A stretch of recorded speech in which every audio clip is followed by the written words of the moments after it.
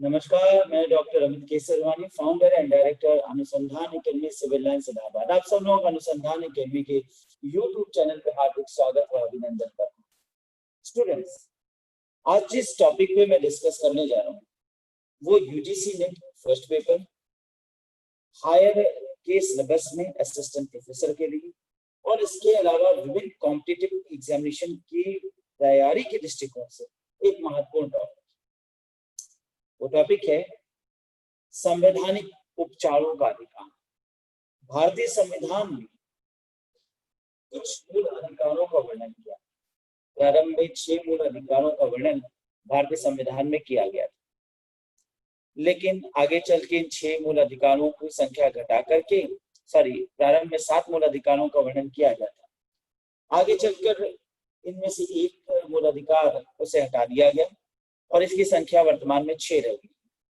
जो मूल अधिकार हटाया गया वो संपत्ति का मूल अधिकार, और वर्तमान में जो 6 मूल अधिकार हैं वो है समानता का अधिकार जो अनुच्छेद 14 से 18 तक है, स्वतंत्रता का अधिकार जो अनुच्छेद 19 से 28 तक है, शोषण के विरुद्ध अधिकार जो कि अनुच्छेद 23-24 में वर्णित है, इसके बाद धार्मिक स्वतंत्रता का अधिकार अनुच्छेद 25-28, संस्कृति और शिक्षा संबंधी अधिकार अनुच्छेद 29-30, संवैधानिक उपचारों का अधिकार 32 से 35।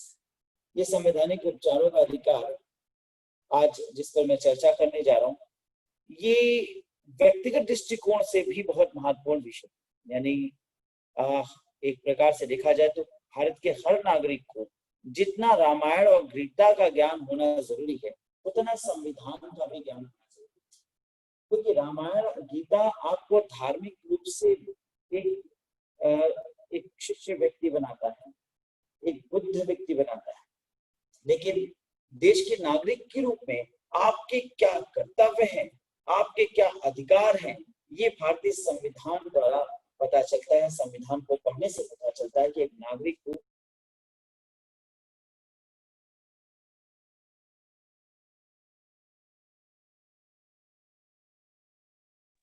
तो भारतीय संविधान की एक खूबसूरती, भारतीय संविधान से आपको इतना नॉलेज, ये ज्ञान प्राप्त होता है। तो एक नागरिक के रूप में हमें पता होना चाहिए कि हमारे क्या कर्तव्य हैं, हमारे क्या अधिकार हैं, और इस पॉइंट ऑफ व्यू से इन अधिकारों में संवैधानिक उपचारों के अधिकार पे आज चर्चा मैं कर रहा हूँ। संवैधानिक उपचारों का अधिकार, नाम सुन के बड़ा अजीब लगता है। उपचार तो जनरली रेमेडीज, यानी किसी दवाखाने में जाने वाली बात होगी। संवैधानिक जैसे कोई क्लिनिक है, संविधान कोई क्लिनिक है और वहां पे उपचार हो जाएगा। तो वास्तव में देखा जाए तो ये एक क्लिनिक के रूप में ही कार्य कर रहा है, एक हॉस्पिटल के रूप में कार्य कर रहा है, जहां पर जब आपको आपके मूल अधिकारों से क्षति किया जाए, यानी आपके मूल अधिकारों का हनन हो, तो संविधान में एक स्थान बनाया गया जहां पर आपके मूल अधिकारों का संरक्षण किया जाता है। आपके जो मूल अधिकार हैं उसको प्राप्त कराने के लिए, जब वो क्षति हो जाए, जब उन अधिकारों का हनन हो जाए, तो उन्हें प्राप्त कराने के लिए संवैधानिक उपचारों का अधिकार का वर्णन किया गया है।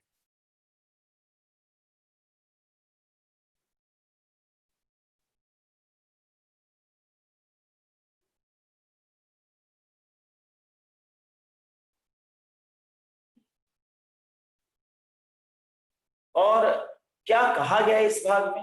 पहली बात तो अनुच्छेद 32 जो पहला अनुच्छेद है संवैधानिक उपचारों के अधिकार के संबंध में, उसकी चर्चा की जाए तो इस भाग द्वारा प्रदत्त अधिकारों को प्रवर्तित कराने के लिए कुछ उपचार दिया गया, कुछ बातें कही गई हैं। इस भाग में क्या प्रमुख बातें हैं? इस भाग द्वारा प्रदत्त अधिकारों को प्रवर्तित कराने के लिए समुचित कार्यवाही द्वारा उच्चतम न्यायालय में, सुप्रीम कोर्ट में समावेदन करने का अधिकार प्रत्याभूत किया जाता है।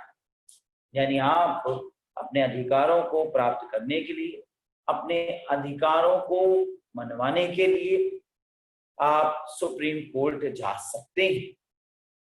और क्या बात कहा गया, इस भाग द्वारा प्रदत्त अधिकारों में से किसी को प्रवर्तित कराने के लिए उच्चतम न्यायालय को ऐसे निर्देश या आदेश या रिट जिनके अंतर्गत, अब यहाँ पर ये जो रिट जिसकी मैं आज चर्चा करने जा रहा हूँ ये बहुत इंपॉर्टेंट है। कौन से रिट आप दाखिल कर सकते हैं सुप्रीम कोर्ट में अपने अधिकारों को मनवाने के लिए, अपने अधिकारों को प्राप्त कराने के लिए, उन अधिकारों का जिनका हनन हो जाता है उसको प्राप्त कराने के लिए 5 प्रकार की शक्तिशाली रिट हैं। सबसे पहले जो इस रिट की बात होगी वो है बंदी प्रत्यक्षीकरण यानी हेबियस कॉर्पस। दूसरा है परमादेश, परम आदेश। तीसरा है प्रतिषेध। चौथा है आपका अधिकार परीक्षा और 5वां है उत्प्रेषण रिट। यानी आपको 5 ऑफ मैंडामस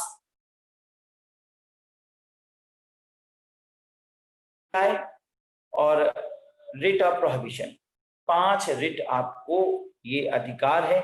आप सुप्रीम कोर्ट में इन रिटों को दाखिल करके अपने अधिकारों को प्राप्त कर सकते हैं। सबसे पहले चर्चा की जाएगी हेबियस कॉर्पस। पहली रिट जो आपकी है हेबियस कॉर्पस।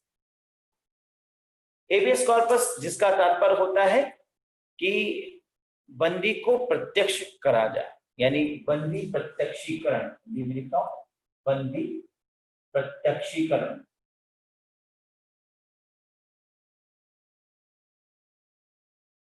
क्या कहता है ये रिट या प्रलेख, किसी ऐसे व्यक्ति की रिहाई के लिए जारी किया जाता है जिसे अवैधानिक ढंग से बंदी बनाया गया हो। ऐसे व्यक्ति द्वारा न्यायालय में प्रार्थना किए जाने पर न्यायालय उस व्यक्ति को हिरासत में लेने वाले अधिकारी को आदेश देता है कि वह बंदी व्यक्ति को न्यायालय के समक्ष प्रस्तुत करे। यदि उसके बंदी बनाए जाने का विधिपूर्ण नहीं है, बनाया जाना विधिपूर्ण नहीं है तो उस व्यक्ति को तुरंत रिहा कराने का आदेश जारी करता है। या प्रलेख सरकारी अधिकारियों के अतिरिक्त, बड़े गहराई से सुनिएगा, या प्रलेख सरकारी अधिकारियों के अतिरिक्त निजी संगठनों तथा साधारण व्यक्तियों के विरुद्ध भी जारी किया जा सकता है। क्या मतलब है इसका? इसका मतलब है कि यदि किसी व्यक्ति को कोई अधिकारी या कोई भी संगठन या कोई साधारण व्यक्ति, तीनों बातें हो सकती। प्रथम दृष्टया हमारे मस्तिष्क में कोई अधिकारी आता है, सपोज करिए कि कोई पुलिस ऑफिसर या कोई अधिकारी किसी व्यक्ति को बिना विधिक रूप से अरेस्ट कर लेता है, बंदी बना लेता है, बंद कर देता है, तो ये आपके मौलिक अधिकार, दैहिक स्वतंत्रता के अधिकार का हनन हो गया। आपके शरीर पर आपका अपना अधिकार है और वह कोई भी व्यक्ति उस पर किसी भी प्रकार का अपना अधिकार आरोपित नहीं कर सकता बिना विधि के अनुरूप जाए। अब अगर किसी व्यक्ति द्वारा आपको जबरन बंदी बना लिया गया है तो आप न्यायालय में जाकर के अपील कर सकते हैं, आपको यह अधिकार है। मान लीजिए आप नहीं जा सकते तो आपके बिहाफ पर कोई डिपोनेंट जाकर के भी अपील कर सकता है, आपके बिहाफ पर अपील कर सकता है और उस अधिकारी को या उस संगठन को या कोई प्राइवेट व्यक्ति द्वारा अगर आपको अधिकृत किया गया है, आपको बंदी बनाया गया है, न्यायालय तुरंत उसे न्यायालय में उपस्थित होने के लिए आदेश जारी करेगा। और अगर यह पाया जाएगा कि उस व्यक्ति द्वारा अवैधानिक रूप से आपको अविधिक रूप से कहा जाए इनलीगली आपको बंदी बनाया गया है तो बंदी को तो उसी वक्त उस व्यक्ति के खिलाफ अगेंस्ट कार्रवाई की जाए। अब यहाँ पर कैसे केसेस हो सकते हैं, कौन बंदी बनाया जा सकता है, क्या स्थितियां हो सकती हैं? साधारण रूप से तो एक पुलिस ऑफिसर द्वारा किसी व्यक्ति को अनावश्यक लॉकअप में डाल दिया जाना और उसके कारण ना बताने पर और जबरदस्ती उस जबरन लॉकअप में रखकर शोषित किया जाना, ये एक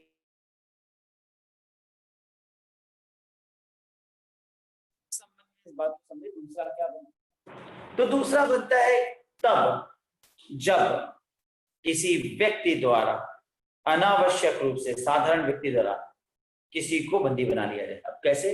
जैसे मान लीजिए एक पिता द्वारा अपनी पुत्री को घर में बंद कर दिया जाना, नजर बंद कर देना, उससे बाहर ना निकलने का आदेश दिया जाए। ये पिता है और उन्हें लगता है कि बेटी को बाहर नहीं जाना चाहिए, मे भी किसी भी आधार पे, कैरेक्टर के आधार पे या कोई भी आधार पे, ठीक है हम आपको बाहर नहीं जाने देंगे। तो वो बेटी अपने पिता के खिलाफ या उसके बिहाफ में कोई डिपोनेंट उस बेटी यानी उस लड़की के खिलाफ, उस लड़की के लिए उसके पिता के खिलाफ जाकर के हेबियस कॉर्पस रिट दाखिल कर सकते।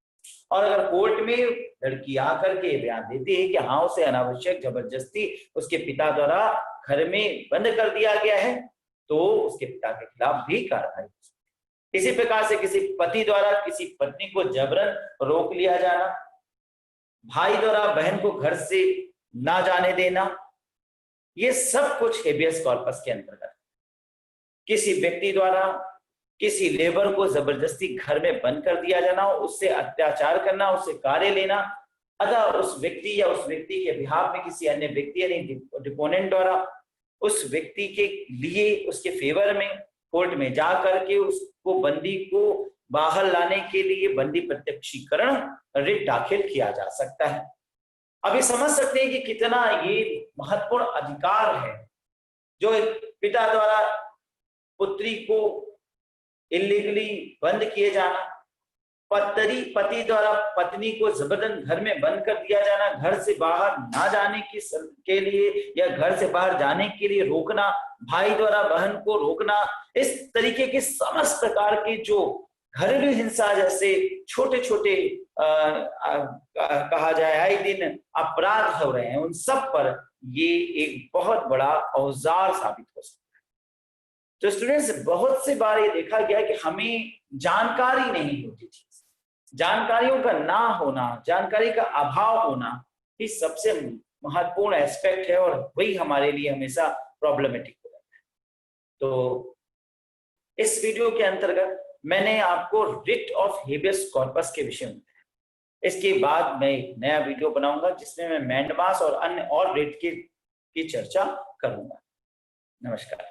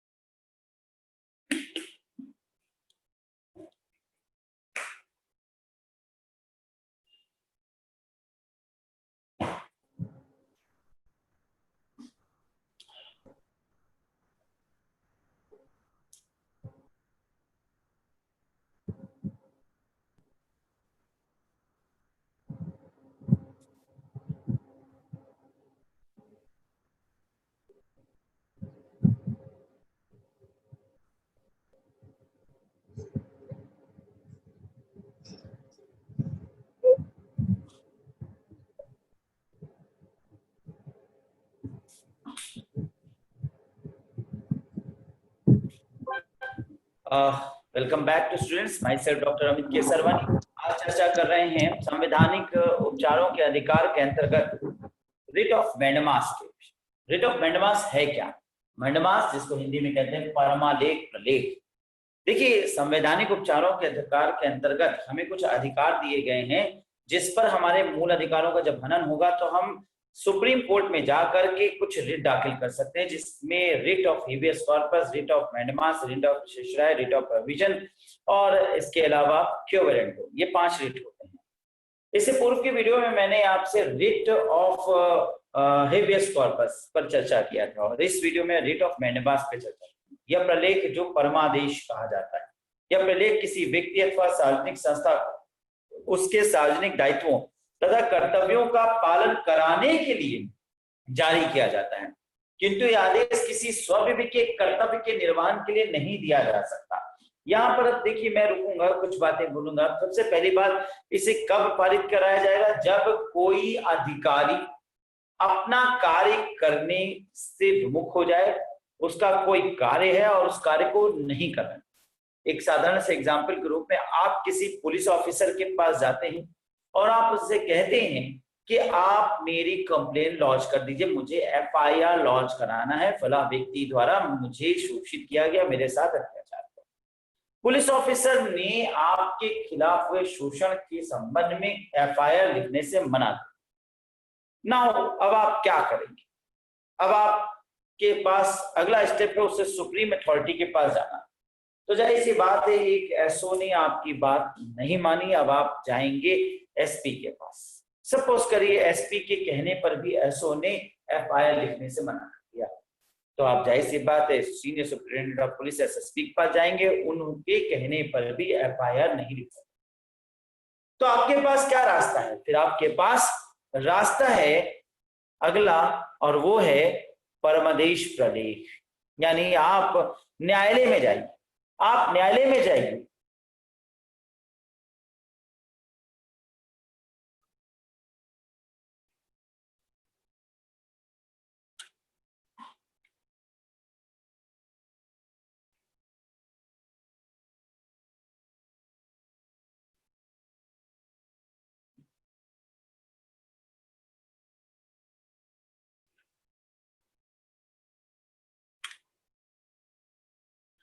तो आप न्यायालय में जाएंगे और न्यायालय में जाकर के आप परमादेश यानी संबंधित अधिकारी को आदेशित कराने के लिए मजिस्ट्रेट से याचना करेंगे।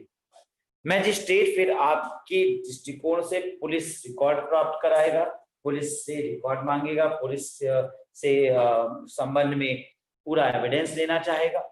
पुलिस रिपोर्ट आएगी, पुलिस रिपोर्ट के बाद मजिस्ट्रेट देखेगा, समझेगा, अगर ये लगता है कि मामला वास्तविक रूप से सीरियस है और गलत है और आपके साथ अत्याचार हुआ है और पुलिस अपने संबंधित कार्य को नहीं कर रही है, करने से नाकारी कर रही है, तो इस संबंध में जो न्यायालय है संबंधित पुलिस अधिकारी के खिलाफ मंडमास जारी करेगा और कहेगा कि आपको परम आदेश दिया जाता है तुरंत या एफआईआर लॉन्च की।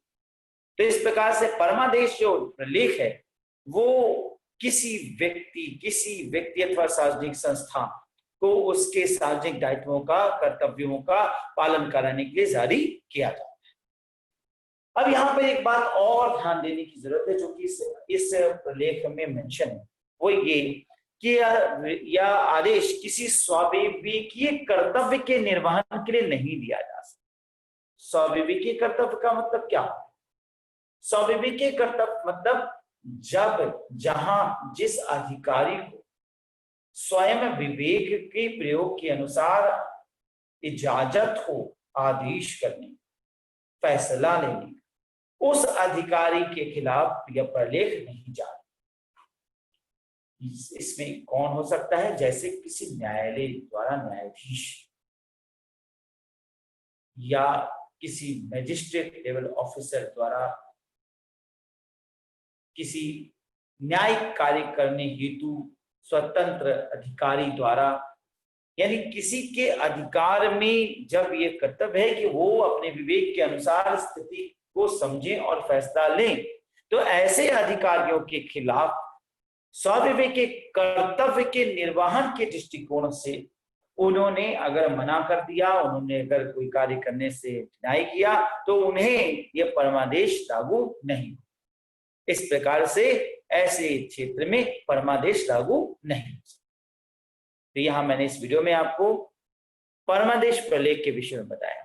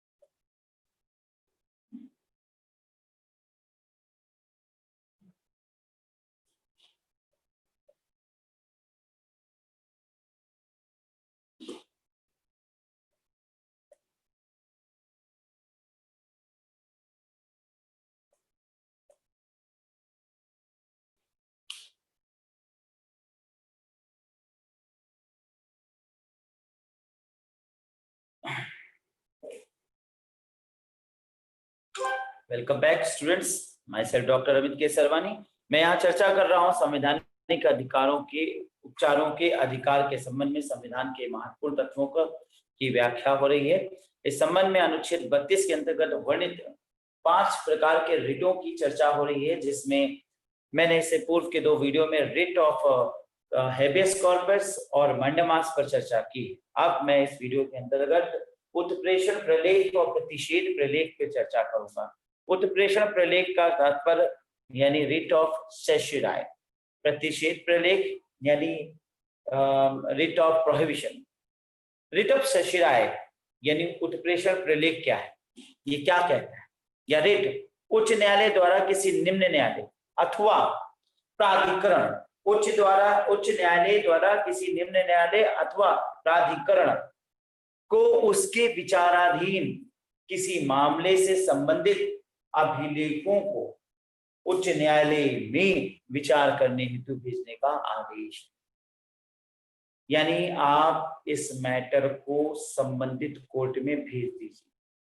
उच्च न्यायालय द्वारा निम्न न्यायालय या प्राधिकरण को उसमें विचाराधीन किसी मामले से संबंधित अभिलेखों को उच्च न्यायालय में विचार करने के लिए भेजने हेतु एक आदेश या उस समय जारी किया जाता है जब कोई निम्न न्यायालय, जब कोई निचली अदालत अथवा प्राधिकरण क्षेत्राधिकार के बिना, पॉइंट देखिएगा, क्षेत्राधिकार के बिना अथवा अपने क्षेत्राधिकार से अधिक अथवा प्राकृतिक न्याय के विरुद्ध। अब 3 बातें यार, क्षेत्राधिकार के बिना आपका क्षेत्राधिकार नहीं था, या आपका क्षेत्राधिकार आपसे बढ़कर आपने कार्य कर दिया है, या प्राकृतिक न्याय के विरुद्ध आप ये सुनवाई कर रहे हैं। ये ध्यान रखिएगा। इसमें जब सुनवाई चल रही होती है उसमें उस दौरान सुनवाई को दूसरे उससे संबंधित उच्च न्यायालय में लाने या भेजने का आदेश होता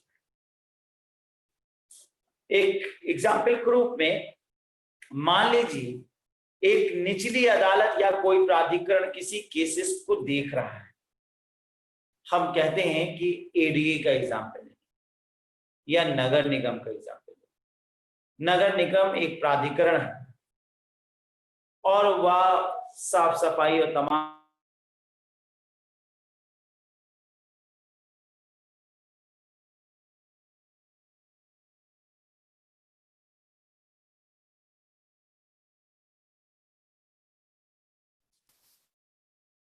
नगर निगम एक प्राधिकरण है जो इस दृष्टिकोण से कार्य कर रहा है, साफ सफाई का उसका मुख्य कार्य है। लेकिन उसने किसी के मकान को ढहाने के संबंध में कोई मामला की सुनवाई करने लगा। अवैध रूप से कोई मकान बनाया गया, इस संबंध में उसने किसी मकान पर नोटिस भेज दी। तो जाहिर सी बात है मकान का अवैध रूप से बने होने के संबंध की व्याख्या एडीए करेगा। ये कार्य, ये क्षेत्र अधिकार एडीए का आता है और नगर निगम आपको नोटिस भेज रहा है कि इस संबंध में आपके खिलाफ सुनवाई चल रही। तो आप इस संबंध में उससे संबंधित उच्च न्यायालय में, अब वो डिस्ट्रिक्ट कोर्ट भी हो सकता है क्योंकि नगर निगम के दृष्टिकोण से देखिए, हाई कोर्ट हो सकता है, आप उच्च न्यायालय में जाकर के सुप्रीम कोर्ट तक जा सकते हैं। उस संबंधित निम्न न्यायालय के या प्राधिकरण के खिलाफ मुकदमा दाखिल करेंगे और किस बात की याचिका करेंगे कि उत्प्रेषण प्रलेख, यानी उनसे यह मामला ले लीजिए, ये उनके अधिकार में नहीं आता है।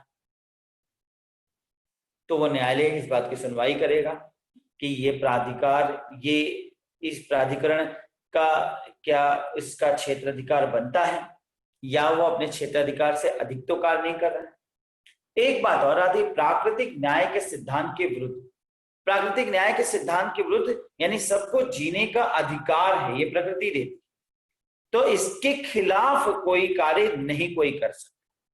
तो ऐसा कोई अगर वाद, कोई सुनवाई कर रहा है, कोई मामला किसी के पास चल रहा है, तो उस मामले को उत्प्रेषित कर लेना, उस मामले को बुला लेना दूसरे कोर्ट में, इसे कहलाएगा, ये कहलाएगा रिट ऑफ सेशुरोई यानी उत्प्रेषण प्रलेख। अब इस दृष्टिकोण से देखें तो क्या न्यायालय ने कुछ सुनवाई दे दी है, यानी प्राधिकरण ने अपना फैसला सुना दिया है? तो अगर प्राधिकरण अपना फैसला सुना देता है तो फिर ये उसे प्रोहिबिट करने के लिए होगा, तब प्रोहिबिशन का रिट दाखिल होगा। यानी क्षेत्राधिकार के बाहर कर रहा है, क्षेत्राधिकार का प्रयोग करने से इनकार कर रहा है, तब तो इसका प्रयोग होगा। इस रिट का प्रयोग उस समय किया जाता है जब निम्न न्यायालय ने किसी मामले की सुनवाई करके अपने क्षेत्राधिकार का अतिक्रमण करते हुए निर्णय दे दिया हो। माफ करिएगा, थोड़ा सा स्लिप हो गया। यानी जब उसने फैसला सुना दिया हो, ऐसी दशा में वो निर्णय निरस्त करने के लिए, निरस्त करके वह वाद उससे संबंधित उच्च न्यायालय में भेज दिया। क्लियर?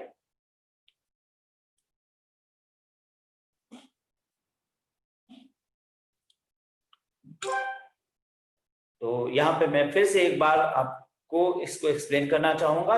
मैं जो चर्चा कर रहा हूं, उत्प्रेषण प्रलेख, रिट ऑफ प्रोहिबिशन और प्रतिषेध प्रलेख में अंतर है। इन दोनों को संवैधानिक उपचारों के अधिकार के तहत अनुच्छेद 32 के तहत वर्णित किया गया है। उत्प्रेषण प्रलेख यानी रिट ऑफ शेषराय क्या कहता है? यह रिट उच्च न्यायालय द्वारा किसी निम्न न्यायालय अथवा प्राधिकरण को उसके विचाराधीन किसी मामले से संबंधित अभिलेखों को उच्च न्यायालय से विचार करने हेतु भेजने का आदेश या उस समय जारी किया जाता है जब कोई निम्न न्यायालय अथवा प्राधिकरण क्षेत्राधिकार के बिना अथवा अपने क्षेत्राधिकार से अधिक अथवा प्राकृतिक न्याय के सिद्धांत के विरुद्ध कार्य कर रहा हो या उसने नियत क्षेत्राधिकार का प्रयोग करने से इनकार कर दिया हो। इस रिट का प्रयोग उस समय किया जाता है जब निम्न न्यायालय ने किसी मामले की सुनवाई करके अपने क्षेत्राधिकार का अतिक्रमण करते हुए निर्णय दे दिया हो। ऐसी दशा में वह निर्णय निरस्त हो जाता है। अर्थात किसी निम्न न्यायालय या प्राधिकरण द्वारा कोई वाद की सुनवाई हो रही हो, सुनवाई के दौरान उसने कोई निर्णय सुना दिया हो, तो उस निर्णय को निरस्त करने और उससे संबंधित जो उस वाद से संबंधित उच्च न्यायालय है वहां पर उस निर्णय को भेज देने के दृष्टिकोण से, उस वाद को भेज देने के दृष्टिकोण से रिट ऑफ शेषराय दाखिल किया जाए। यहाँ पे कई वर्ड जो प्रयोग किए गए, मैं पुनः उनकी व्याख्या करना चाहूंगा। ऐसा प्राधिकरण जिसके क्षेत्राधिकार में ना हो वह कार्य, या वह कार्य देख रहा हो जो कि उसके क्षेत्राधिकार के बाहर आता, अथवा प्राकृतिक न्याय के विरुद्ध हो। प्राकृतिक न्याय भी मैंने बताया, प्राकृतिक न्याय मतलब प्रकृति के अनुसार सबको जीवन जीने का अधिकार है, परंतु ऐसा कोई न्याय हो रहा हो जो कि व्यक्ति के मूल तत्वों का और जीवन जीने के अधिकार का हनन करता हो, या कोई न्यायाधिकरण अपने कृत्यों को करने से इनकार करने का निर्णय सुना चुका हो। बात को समझिए, मैं एग्जांपल फिर से दूंगा। एक नगर निगम, एक अथॉरिटी है, नगर निगम द्वारा एडीए के कार्य को अपना करना, जैसे एडीए का कार्य मकान गिराने का है और नगर निगम यह आदेश सुनाता है कि फलाना मकान गिरा दिया जाए, तो नगर निगम का यह अधिकार नहीं होता कि वह किसी के मकान को गिरा दे, उस गिराने का आदेश जारी कर। या एक अगला वाद हो सकता है जिसमें एडीए जो कि सक्षम है किसी के गलत रूप से बनाए गए मकान को गिराए जाने के लिए, लेकिन अधिकारी मिली भगत के वजह से किसी गलत रूप से बनाए गए बिल्डिंग के खिलाफ एक्शन लेने से मना कर दे, तो इस संबंध में संबंधित व्यक्ति, वादी उच्च न्यायालय में जाकर के निम्न न्यायालय या निम्न प्राधिकरण द्वारा सुनाए गए फैसले की विरुद्ध अपील दाखिल करेगा। उस फैसले को निरस्त करवाने के लिए, जब वह फैसला निरस्त करने के दृष्टिकोण से कोई फैसला, कोई अपील दाखिल की जाएगी, तो यह बनेगा रिट ऑफ शेषराय।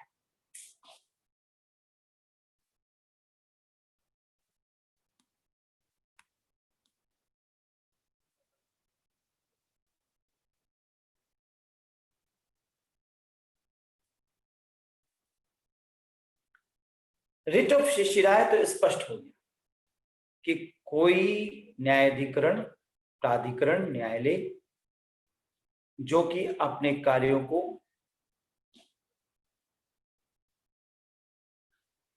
रिट ऑफ शिशिराय तो स्पष्ट हो गया कि कोई न्यायाधिकरण, प्राधिकरण, निम्न न्यायालय जो कि अपने क्षेत्राधिकार के बाहर जाकर क्षेत्राधिकार में ना आता हो तो कोई, या अपने क्षेत्राधिकार के अंतर्गत आने वाले किसी कार्य की अनदेखी करने के दृष्टिकोण से कोई फैसला या निर्णय सुना देता है तो उसके निर्णय को निरस्त करने के लिए वादी द्वारा उससे संबंधित उच्च न्यायालय में जाकर के अपील दाखिल करना रिट ऑफ शिशिराय है। लेकिन मान लीजिए कि किसी न्यायालय में मुकदमा चल रहा और वह उसके क्षेत्राधिकार में नहीं आता, तो उसे रोकने के लिए जिस रिट को हम दाखिल करेंगे वो रिट है रिट ऑफ प्रोहिबिशन। रोक दीजिए इसे, प्रतिषेध प्रलेख। यह प्रलेख भी किसी उच्च न्यायालय के द्वारा किसी निम्न अथवा प्राधिकरण संस्था को अपने क्षेत्राधिकार से बाहर जाकर कार्य करने अथवा बिना क्षेत्राधिकार के कार्य करने से रोकने के लिए जारी किया जाता है। उत्प्रेषण प्रलेख और प्रतिषेध प्रलेख में पुनः मैं अंतर को स्पष्ट करूंगा। मुख्य अंतर यह है कि प्रतिषेध प्रलेख उस समय जारी किया जाता है जब न्यायालय के समक्ष किसी ऐसे मामले या कार्रवाई को लंबित हो जिसकी सुनवाई करने का उसे अधिकार नहीं है। यानी अभी मामला लंबित है। इस रिट के जारी करने का उद्देश्य न्यायालय को उस मामले में कार्रवाई करने से रोकना है। प्रोहिबिट, रुक जाओ। प्रोहिबिट, रोका जा रहा है तुम्हें, मत करो, रुक जाओ। प्रोहिबिशन, ठीक है, मत करो, इसे हमारे पास भेज दो। तो ये होगा रिट ऑफ प्रोहिबिशन। जबकि उत्प्रेषण प्रलेख शिशिराय कब होता है? उस समय जारी किया जाता है जब किसी न्यायालय ने निम्न न्यायालय के निर्णय दे दिया हो, जब किसी मामले में निम्न न्यायालय ने निर्णय दे दिया हो, निर्णय सुना दिया हो, तो इस प्रलेख के जारी होने के बाद वह मामला निम्न न्यायालय से उच्च न्यायालय भेज दिया जाता है। निम्न न्यायालय आदि निर्णय दे चुका हो तो निर्णय तुरंत निरस्त हो जाता है। तो अगर वाद चल रहा है तो रोकने के लिए, भाई देखिए इनका अधिकार नहीं बनता, रोको ही नहीं। हम संबंधित उच्च न्यायालय में गए, हमने कहा इसे रोक दो, तो ये रिट ऑफ प्रोहिबिशन। लेकिन अगर वाद के तहत कोई निर्णय दे दिया है जो उसके अधिकार क्षेत्र में नहीं आता था या अधिकार क्षेत्र में आता था पर ना करने का निर्णय दे दिया, तो उसके निर्णय को निरस्त कराने के संबंध में संबंधित उच्च न्यायालय में जो कोर्ट में एक वादी जाता है तो होगा रिट ऑफ प्रोहिबिशन। यानी आप इस कार्य को कैसे कर रहे हैं आपको रोकने के लिए कहा जा रहा है रिट ऑफ।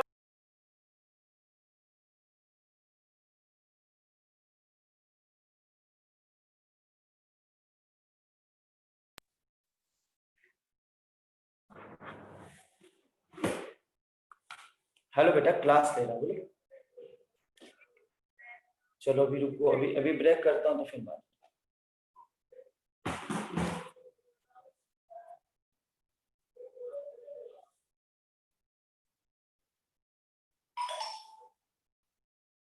तो ये है रिट ऑफ प्रोहिबिशन और रिट ऑफ शिशिराय में अंतर। क्लियर हो गया होगा कॉन्सेप्ट? मेरी समझ से दोनों एकदम क्लियर होगा। रिट ऑफ शिशिराय यानी उत्प्रेषण, यानी ये मामला निरस्त कर दिया जाता है, इसे आपका जो फैसला है ये निरस्त हो जाएगा। आप जिस वाद को सुन रहे हैं उसे रोक दिया जाता है, तो प्रतिषेध यानी प्रोहिबिट कर दिया जाता है। ठीक है, आशा है कि आपको ये अच्छा लगा होगा वीडियो, और मैं और भी संबंधित कुछ और भी मैटर्स पर वीडियो अभी जल्दी ही बनाऊंगा। फिर मिलते हैं, तब तक के लिए नमस्कार, धन्यवाद।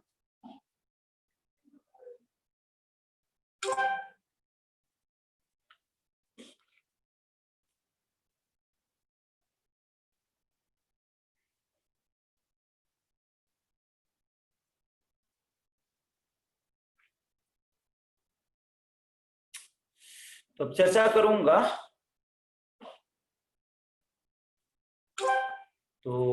चर्चा करूंगा, संवैधानिक उपचारों के अधिकारों के तहत एक महत्वपूर्ण प्रलेख जिसका नाम है क्यो वारंटो, रिट ऑफ क्यो वारंटो। क्यो वारंटो अधिकार परीक्षा, किस अधिकार से किया, नाम से स्पष्ट होता है किस अधिकार से किया। तो संवैधानिक उपचारों के अधिकारों के तहत 5 अधिकार दिए गए।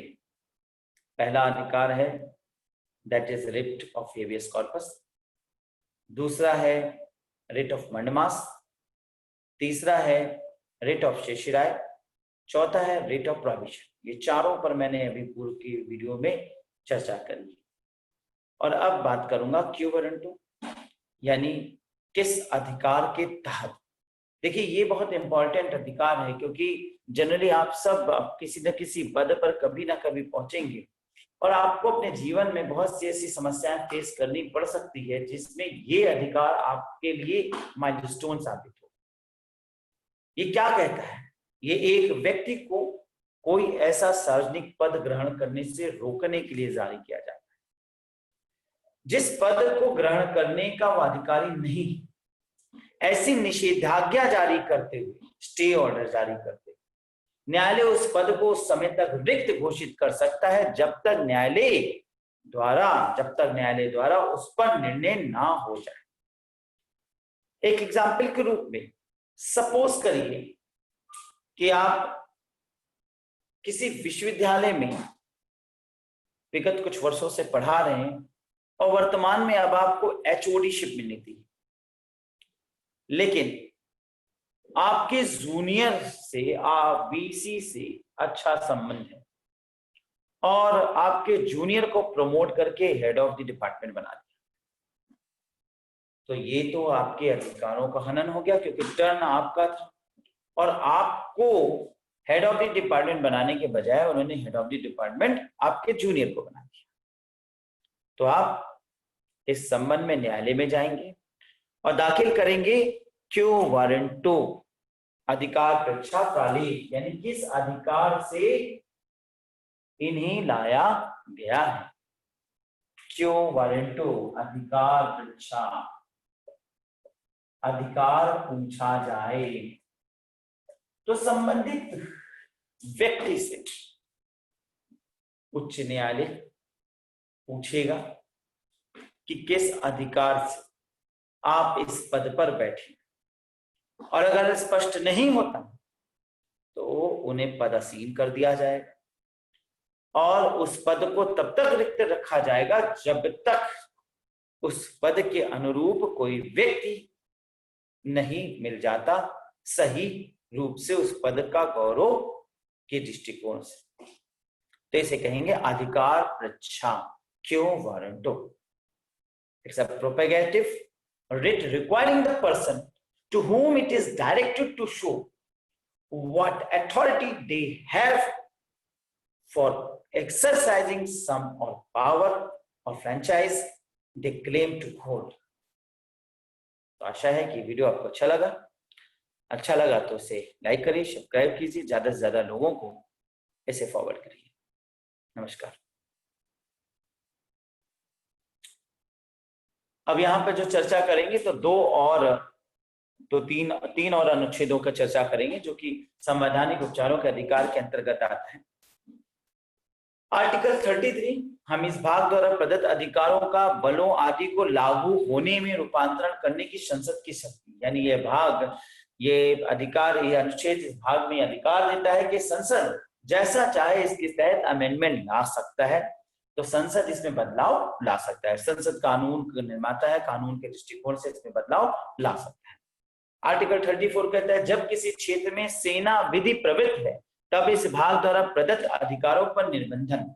सेना विधि यानी इमरजेंसी लगी हुई है, किसी क्षेत्र में देश में इमरजेंसी भी हो सकती है, तो आप राष्ट्रीय आपातकाल की स्थिति में यह अधिकारों का हनन हो जाएगा, यानी इन अधिकारों को निलंबित कर दिया जाएगा, प्रबंधित नहीं होने दिया जाएगा, कुछ समय के लिए ये रोक लग जाएगी। आर्टिकल 35 कहता है इस भाग के उपबंधों को प्रभावी करने के लिए विधान बनाया गया है, यानी इसको और प्रभावी बनाने के लिए और कानून और स्ट्रॉन्ग किया गया है। तो ये मैंने आपको इस अनुच्छेद के अंतर्गत वर्णित होने वाले इस अनुच्छेद के इस भाग के अंतर्गत वर्णित होने वाले सभी अनुच्छेदों का वर्णन किया। सो अब चलते हैं वापस।